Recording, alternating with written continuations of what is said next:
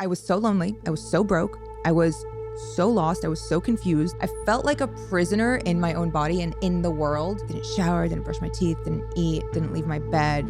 Was crying all the time. You're putting contracts in front of 18-year-old girls that have the words "in perpetuity" on them. Do you know how dangerous and predatory that is? I don't want to do porn. I've never wanted to do porn. There's nothing I could do to make it go away or to make them stop. Is there a silver lining? You got married at 18. Yeah. Even that is uncommon, to say the least. Yeah. Do not recommend it. So when you say that this person clearly took advantage of several things that were present in you, whether that was low self-esteem or, just general inexperience and naivety of being a young woman, which direction in life did they push you towards? Did they push you towards becoming a really good partner to them, or did they push you in a professional direction, or did they pull you towards themselves? Yeah, it was. There was no encouragement. There was no pushing towards anything. It was an extremely unhealthy relationship, and I even feel weird calling it a relationship because the dynamic was not one of a relationship. It was more one of someone who saw a toy to play with. They were there. The industry they were in is probably not the one that you're thinking of. They were in the army. So it wasn't even, it had nothing to do with the porn industry, but it also had everything to do with it. They were the ones who kind of put that whole world in front of me and encouraged it. And they encouraged it? Oh, very much so. Your husband? Yeah. I struggle to understand this. So your husband, when you're 18 years old, is encouraging you towards the adult entertainment industry? It started off as just online. But then eventually, yeah, when I was asked to I was given a business card and told to think about it. I went home, I laughed it off, and the consensus was, you should do it. I think it would be great. That's what I mean. Okay, so you're. I read this story. You were out at lunch somewhere. A guy walks up to you when you're how old? 20. And gives you a business card and says, if you ever want to consider getting into the adult entertainment industry, here's my number. You take that home. I was wondering this when I read about that part of your story. What happened post that business card? Because I was thinking, well, she was married, so. I've got a partner. My girlfriend comes home and says, a man's come up to me in the street and given me a card and made me an offer like that. I'm going to be honest, my natural disposition would be to fucking burn the card. Yeah. Well, they were also unhealthy, had mental health issues that I don't know if they've ever addressed, but it's a sickness, and they were not the right, the whole point of this is when your relationship with yourself isn't right, you are not going to find the right person. You're not going to choose the right person. You're not going to choose someone who wants the best for you or will bring the best out of you, because you don't want that for yourself. What were they getting out of it? You doing that, you accepting the invitation from that business card? What did they stand to gain from that?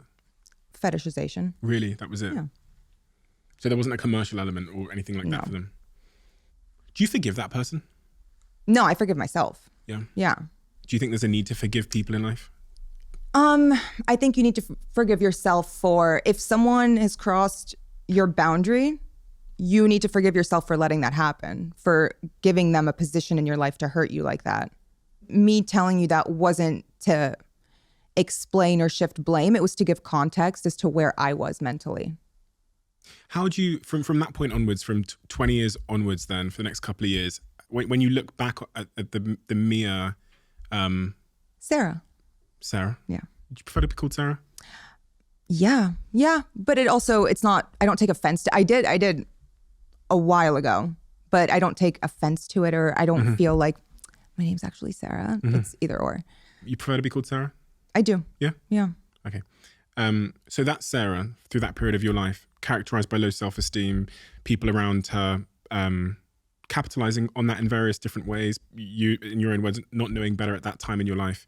At that point in your life, 20, 21, 22, you go and study, right? So you study at university, again, with the aim of pursuing some kind of academic or professional pursuit. And what was that? History. History. Yeah. Didn't really see, even then I didn't see like a future doing anything. I just thought I really enjoy studying history. Felt like watching a movie. Like I'm enamored with like it's my favorite subject. It felt like the easiest thing. The second easiest thing is like psychology. Oh, I love psychology. Yeah, exactly. They're the interesting ones. They're the juicy, they're the juicy majors. I didn't see myself doing anything other than whatever I had going on the next week. And then I guess the furthest I thought ahead was, I guess I'll work in archives or work in a museum or something. I didn't have a plan like, oh, I want to be a teacher or something. I've heard you talk about weight loss and weight-related issues attached to the self-esteem conversation. What role did your weight play in all of this, and the self-esteem and the confidence and body image issues and all of that? I think a pretty large one. My weight now still fluctuates. And the more that I've worked on myself in therapy, the less that bothers me and affects my relationship with myself. So even in the months where I feel like I do not look like myself, I don't feel like myself, I've let myself go a little bit, it doesn't affect me the way it used to 10 years ago. I don't fall, I don't let it get to me as much anymore. But it did for a very long time because it was, I weighed like 60 pounds more than this, which is a lot. That's a huge amount of weight to lose. Yeah. I read that the ways that you lost that weight were slightly troubling. Yeah. I mean, I wasn't eating well. I wasn't exercising well. I had unhealthy habits. I was young. Therapy. You went to therapy. That's helped you get to where you are today. Yeah. What role has therapy played in your life, and when did you first start going to therapy? Oh, the biggest role. 2016.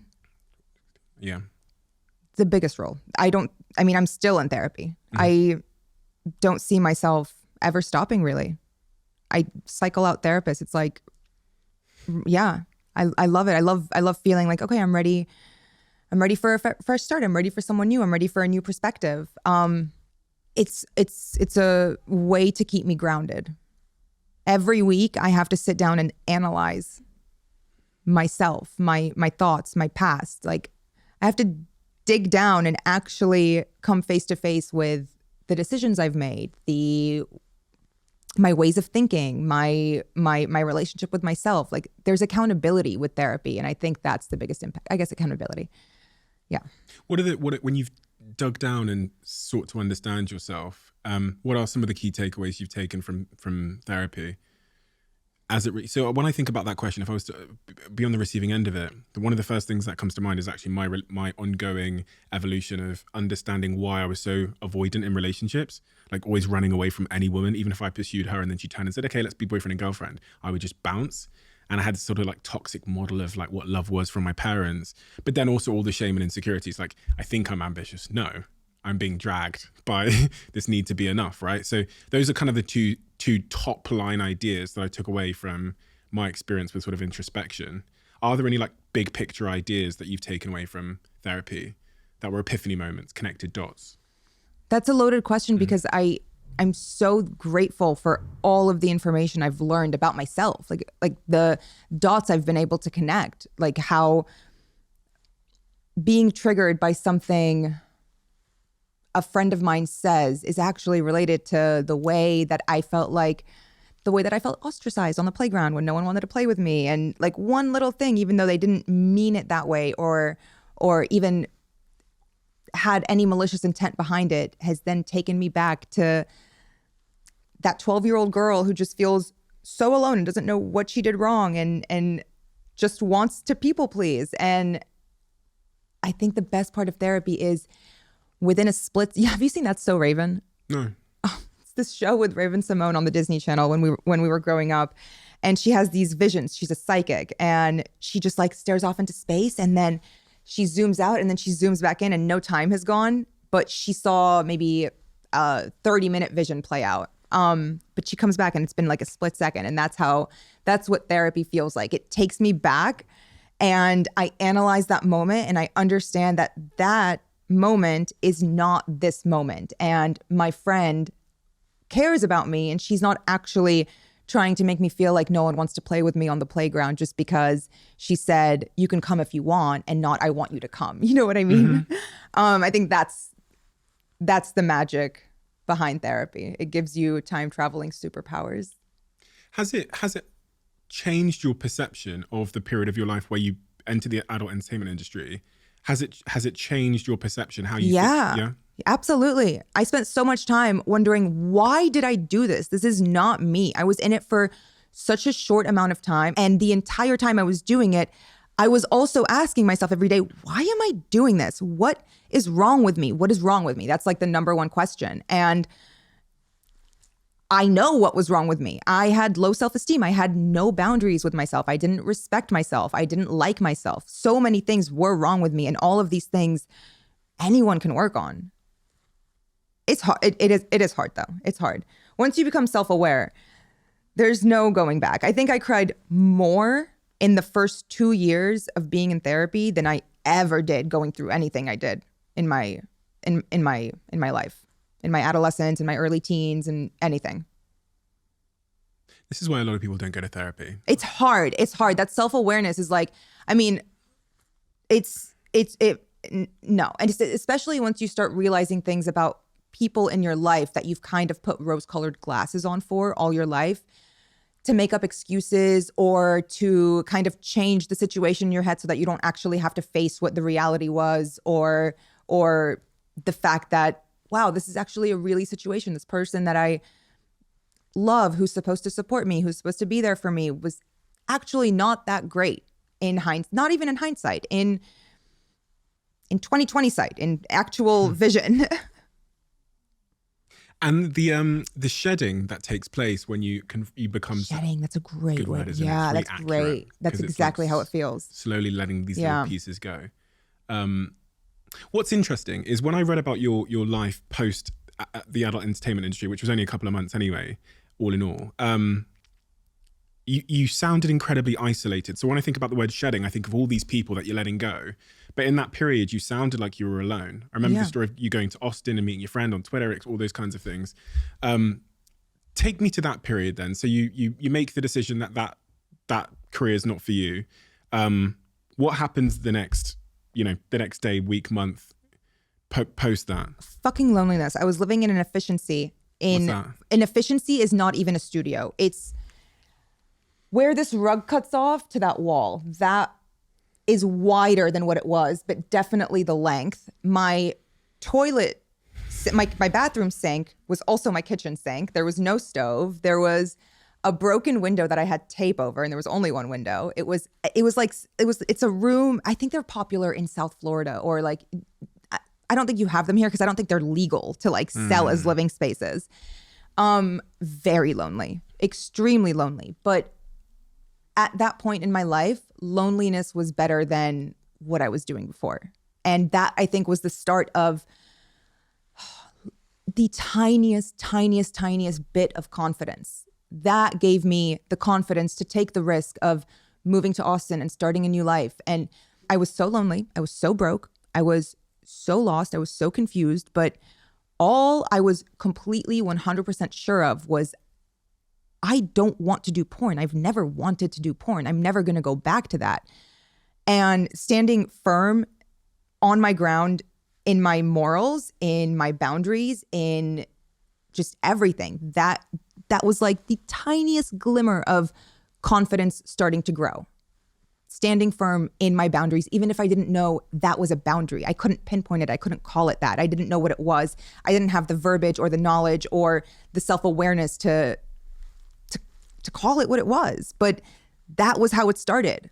I would not, if I hadn't moved to Austin, I wouldn't have started therapy. I wouldn't have, that was the domino effect of, in a positive way in my life. Mm-hmm. It could have gone a completely other way, and it does for so many people. And I'm so grateful that I was able to get out. that first domino falling, which took you to Austin in that new direction, was there a catalyst? Was there something that pushed that domino? Because I noticed that in the sort of timeline of events, you then at the same time separate from your partner around a similar time, and then you leave the adult entertainment industry. Was there a catalyst? Because those two decisions are huge decisions, and they feel correlated. They feel like they're attached. I had nothing to lose, and I think that I also knew I need to get the fuck out of Miami. I was in Miami at the time, and it was where everything happened, and I just did not want to be there anymore. It felt daunting. It felt like walls closing in on me everywhere I went. Was there like a catalyst day though? Something that happens that makes you go, "Fuck, I need to," or was it just slowly? Yeah, it was. I mean, it was the day I met my best friend on Twitter. I didn't meet her that day on Twitter. Her and I had been following each other for a while. She posts memes. I like them. Vice versa. Her and I were talking about something. Oh, she said, "I'm looking for a roommate. I'm asking around the office for a roommate." And I said, "What if I move to Austin?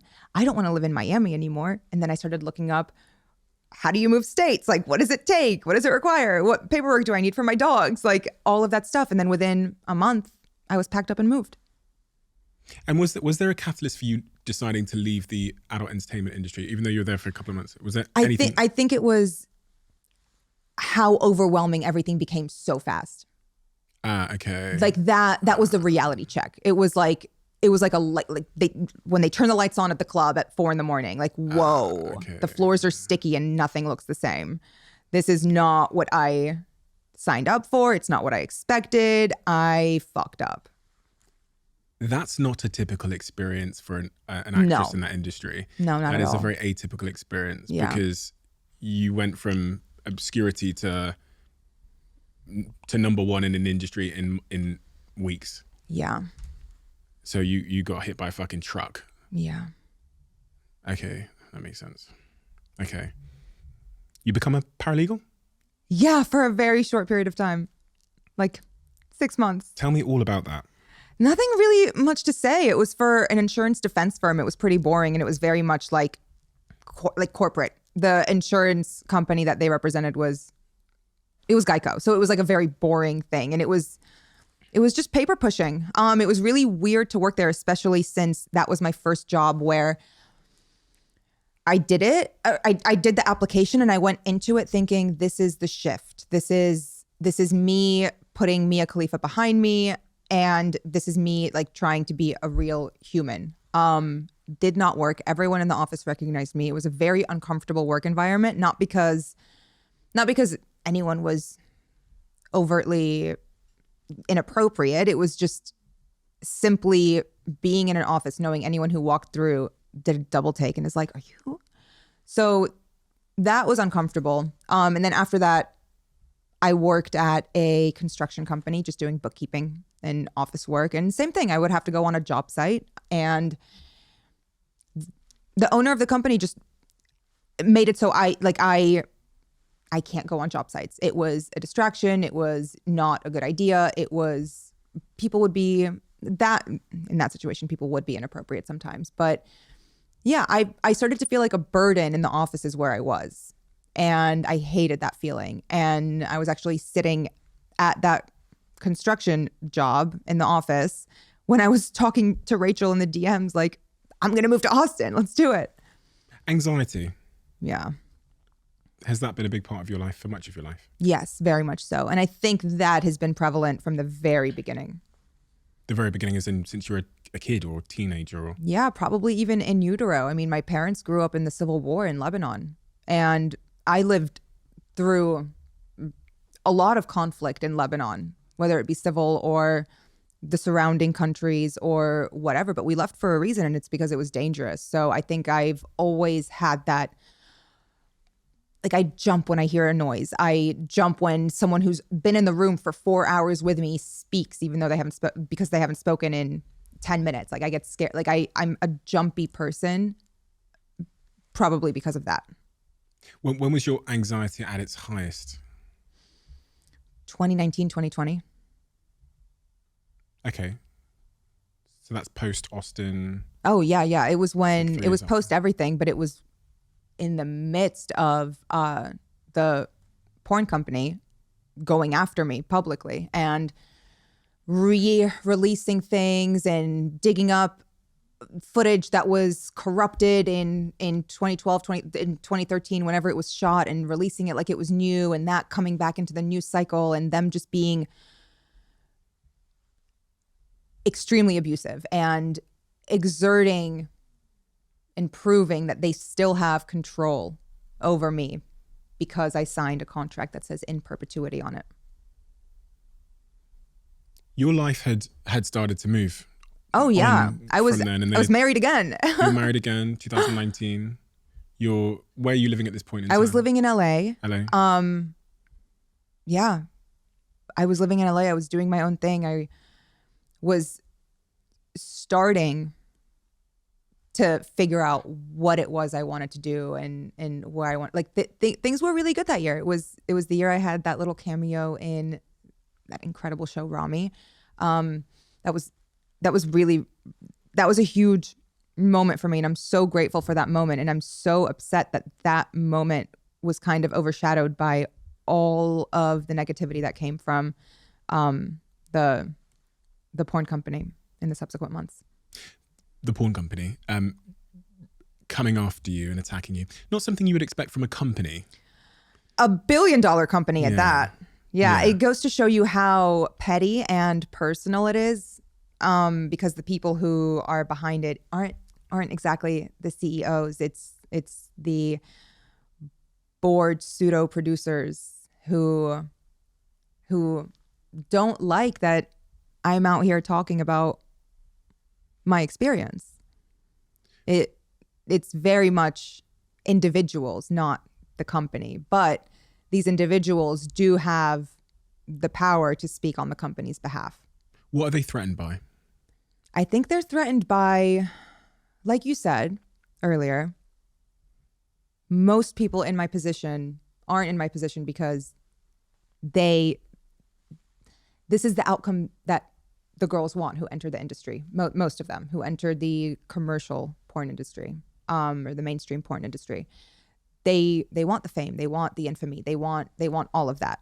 And I think for the first time, these individuals are experiencing someone who is fully aware of what was happening and is fully aware of what is and isn't ethical, and has the platform and the resources to speak on all of those things. What is your opinion of the industry now?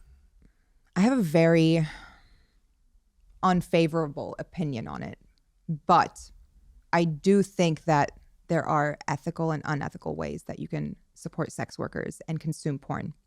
As someone who is a creator or as someone who is simply a consumer, there are ethical ways to do it. Granted, any company has its downsides, like even OnlyFans has trouble policing and regulating the people who are on their site, and every company has its downsides, but I would say that the major production porn companies are all predatory and abusive and unethical and prey on vulnerable young women. And even me saying this, I already know that some of the responses back are going to be from women in the industry that say, no, it's not. No, it's not. It's great. It's fantastic. Everyone is so nice. I love this company. I love all of this. And to be honest with you, I think that rhetoric is grooming. I think that if you're going to enter the industry and you're going to be an advocate for it, it has to come with a caveat. And that caveat needs to be, you shouldn't enter the industry unless you've already kind of been in the industry. It shouldn't be a first option for you. Like, that shouldn't be something that you simply go into because you like it. Think about it more. Wait on it more. The age to go into the industry should not be 18. You're putting contracts in front of 18-year-old girls that have the words in perpetuity on them. Do you know how dangerous and predatory that is? These are 3, 4, 5-page contracts. Jesus Christ. I mean, any contract when you're 18 years old, although it's like reading a the different legal language. verb, it's jargon. It's literally another language. Yeah. I was thinking about Miranda rights. We don't really have like Miranda rights. We have our own version of it here. But what do you do? Sing God Save the Queen? I don't know. Fuck it. I've never been arrested. I'll let you know. But you get read your Miranda. I watch all of these like US crime interrogation videos. It's like how I fall asleep. Don't worry about it. Wow. But I see them Let's being go read. back to anxiety. Yeah. I see them being read their Miranda rights before they get interrogated, and then they get offered a lawyer. Yeah. Seems like maybe from what you're saying, that's not a bad idea. No. If there was some kind of like implications clearly stated to people that are considering entering the porn industry at a young age, and the opportunity to have a lawyer or at least legal representation to impartially explain as a third party the potential implications for better or for worse. You know, I don't think that's ever going to be possible unless the laws change around around the rights that they have. It's just those two words, in perpetuity. It's perpetuity. What vicious words. Yeah, not forever, not in your lifetime, not in our lifetime, in perpetuity of all lifetimes in all existence. Who needs that much control over a young woman's body? They still own the website with your name, with your... Yeah. There's nothing you can do to have that website taken down? I mean, there is, but it's a very expensive lawsuit against $1 billion corporation. It's a conglomerate. They also own... Bang Bros isn't the only company under that umbrella. It's a very wide reach. The peak of your anxiety, 2019, 2020. If I was a fly on the wall inside your apartment, wherever you were living back then, what would I have seen? What would I have observed? Didn't shower, didn't brush my teeth, didn't eat, didn't leave my bed, was crying all the time. Anytime I would open my phone, I felt like a prisoner in my own body and in the world, more so, not just in my own body, because I couldn't scream loud enough. There's nothing I could do to make it go away or to make them stop. Honestly, the worst part about it was I knew that if I went on and actually spoke about how much it impacted me, that's what they would want. That's exactly what they would want. They were very annoyed that I started naming them by name, and that's when everything started. These individuals value their privacy more than anything in the world, and it's because of all of the unethical and immoral things that they've done throughout their careers in this industry. So they all go by aliases too. Being called out by their legal government names was not something they took kindly to, and that is why they chose to release the video that the footage was corrupted of 10 years ago. That was a pornographic video they released? Okay, so they started releasing more videos because you were speaking out against them, and they started doing a variety of other attacks, making like mini Instagram documentary clips of you, which I find, I mean, you'd expect like a jealous, bitter ex to be doing something like that. That's exactly what they are. You know, not a corporation. That's exactly what they are, a jealous, bitter ex.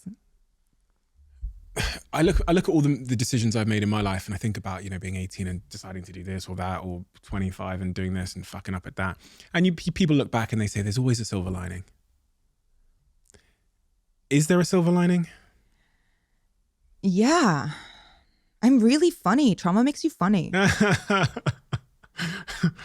Builds character. No, of course there's a silver lining. I'm sitting in front of you today happier than I've ever been. I am not the sum of the things I've been through or the adversities I've faced. I'm not. The silver lining is it fucking happened. It's over with. It's not over with, actually. It's following me for the rest of my life. But I am no longer in the mental space that I was back then. So it's over with for me. If you love the Diary of a CEO brand and you watch this channel, please do me a huge favor. Become part of the 15% of the viewers on this channel that have hit the subscribe button. It helps us tremendously, and the bigger the channel gets, the bigger the guests.